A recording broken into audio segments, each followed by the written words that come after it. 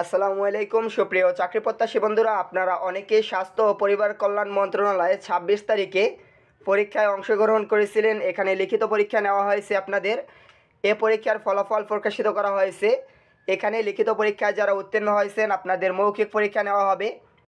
আপনাদের মৌখিক বা ব্যবহারিক পরীক্ষা যেটাই নেওয়া হোক না কেন, এটা কিভাবে জানবেন, কত তারিখে অনুষ্ঠিত হবে, এ সম্পর্কে আজকের ভিডিওতে বিস্তারিত বলে দেব এবং ভিডিওতে দেখিয়ে দেব কারা কারা মৌখিক পরীক্ষায় অংশগ্রহণ করতে পারবেন। তাদের রোল নাম্বারগুলো দেখিয়ে দেওয়া হবে, এখানে কারা কারা উত্তীর্ণ হয়েছেন এবং কোন পদে কতজন প্রার্থী উত্তীর্ণ হয়েছেন এ বিষয়ে বিস্তারিত থাকছে আজকের ভিডিওতে।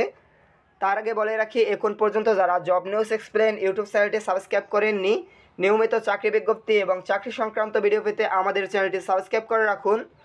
দেখতে পাচ্ছেন এখানে শুরুতে দেখিয়ে দেব 60 মুদ্রা করে কম্পিউটার অপারেটর পদে যারা উত্তীর্ণ হয়েছেন আপনাদের রোল নাম্বারগুলো এখানে দেয়া আছে। এখান থেকে রোল নাম্বারটি মিলিয়ে নেবেন। এখানে উত্তীর্ণ হয়েছেন দেখতে পাচ্ছেন অনেকজন প্রার্থী, সকলের রোল নাম্বার এখানে রয়েছে। এখানে সর্বমোট 351 জন প্রার্থী উত্তীর্ণ হয়েছেন।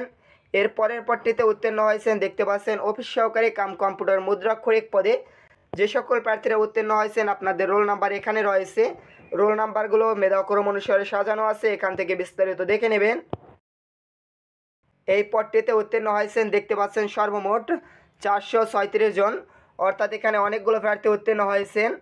এরপরে এখানে দেখতে পাচ্ছেন নিচে তারা বলে রেখেছে 60 মুদ্রা করে কম্পিউটার অপারেটর এবং অফিস সহকারী কম্পিউটার মুদ্রাক্ষরিক পদে প্রার্থীদের ব্যবহারিক পরীক্ষার তারিখ ও সময় পরবর্তী SMS এবং স্বাস্থ্যসেবা বিভাগের ওয়েবসাইটের মাধ্যমে জানিয়ে দেওয়া হবে।